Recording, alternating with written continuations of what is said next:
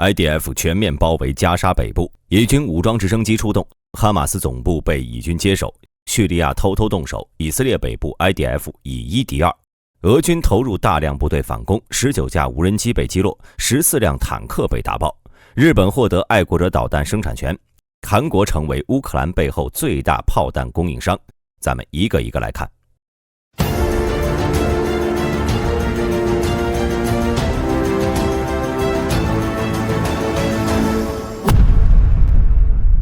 12月21号 ，IDF 终于苏醒，开始在加沙地带快速推进。哈马斯无力抵抗，只能在无关紧要的位置打游击，并以惨败收场。在加沙北部，以色列国防军进入收尾阶段，哈马斯无力回天。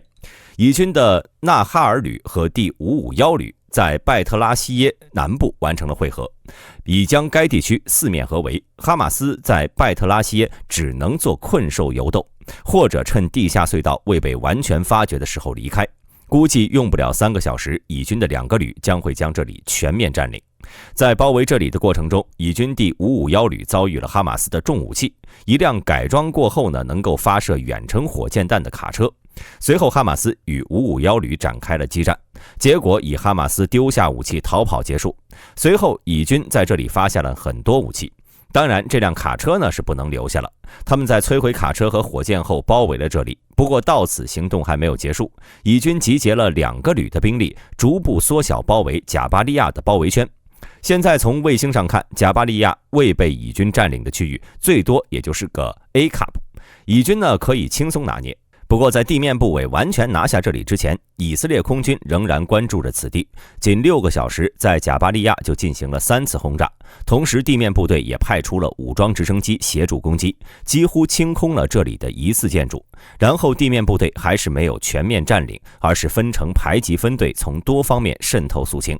大概在21号夜间进行了10次进攻，哈马斯与 IDF 做出了激烈的反抗，不过和有备而来的以军士兵相比，反抗程度并不激烈，偷袭效果很好。从地图上来看，哈马斯的进攻重心已经在加沙北部开始向南移动，因为 IDF 已经在加沙城内发现了哈马斯的指挥中心。以色列国防军发言人表示，以军已经完成了对加沙市中心哈马斯指挥部的接管，该指挥部为哈马斯军事领导层在加沙城的中枢指挥部门，其中包括了连接指挥的隧道分支网络部门与隐藏哈马斯成员的公寓办公室等。可以说，哈马斯在加沙北部的总部被掏了，本就没有正面抵抗实力的哈马斯成员不得不集体向南移动。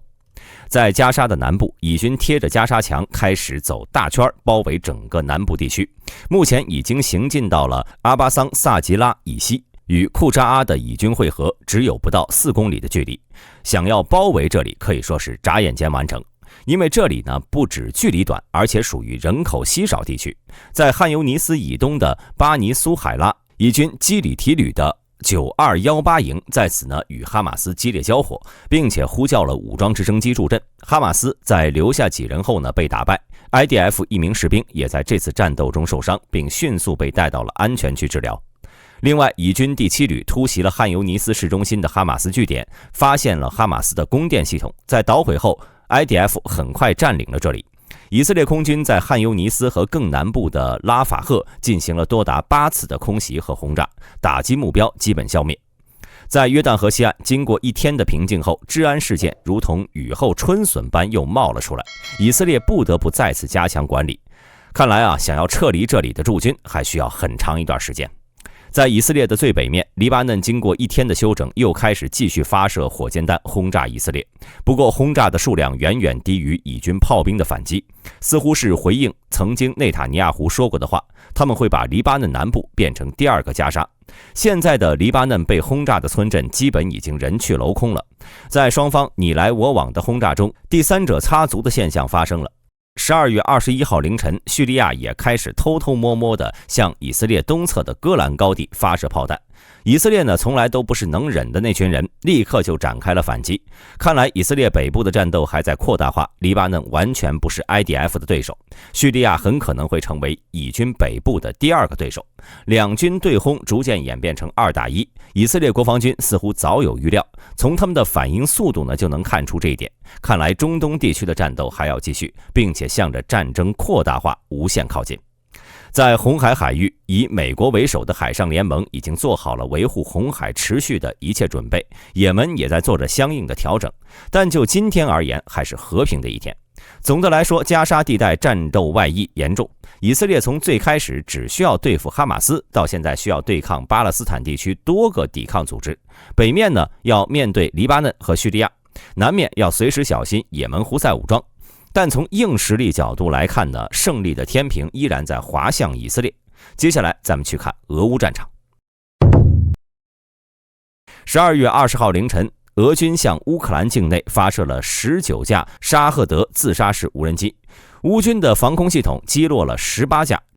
战斗中击毁了14辆俄军坦克、20辆火炮系统。看来俄军又开始进攻了。在马林卡方向，俄军在占领了这里以后，开始向西北方向的乌军阵地进攻。他们分了2个方向向前推进，但是由于作战地点是大片的平原田野，进攻的俄军完全暴露在乌军的火炮中，这也造成了风暴队的大量损失。可是俄军还是发起了冲锋，经过了一下午的战斗，俄军共发起了12次进攻。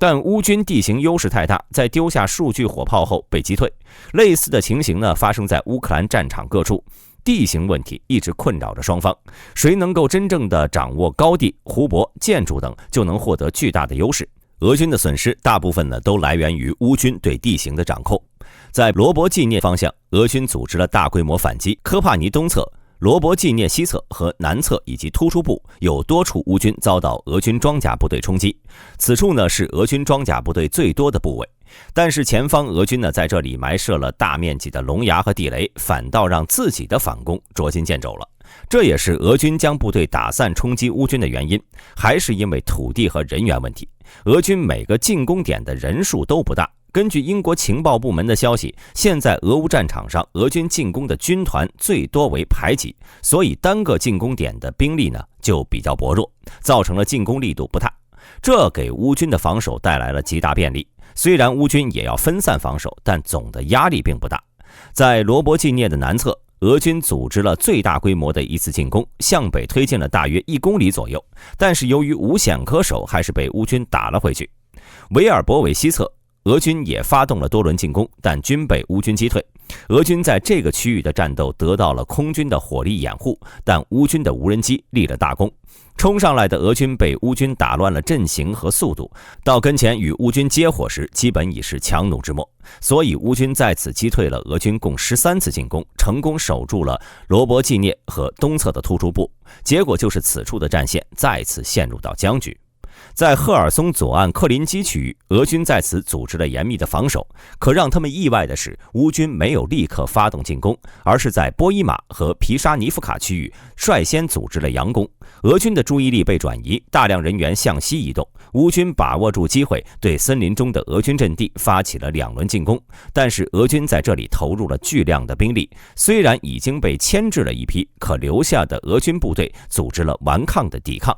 双方呢在这里都投入了大量的无人机和对攻，单个的士兵很容易遭到袭击。乌军在进攻2轮后呢，没有莽撞的继续送人头了，无人机成为了削减俄军实力的法宝。由于熟练度问题，俄守军的人员损失远大于乌军。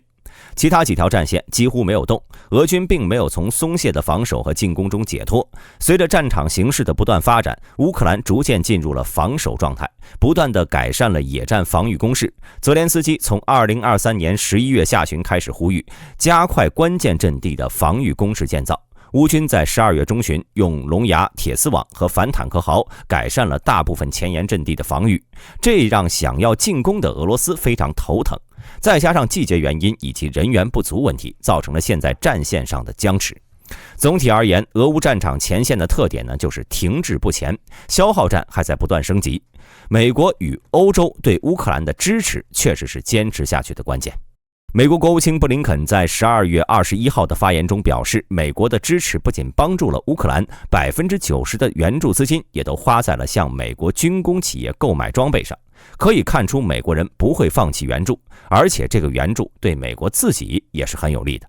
另外，除了美国的支持呢，亚洲的日本和韩国也在不断向乌克兰援助。据华盛顿邮报报道，日本在雷神公司的许可下，已经获得了生产爱国者导弹的权利。美国已经向日本下订单购买爱国者导弹，用于援助乌克兰。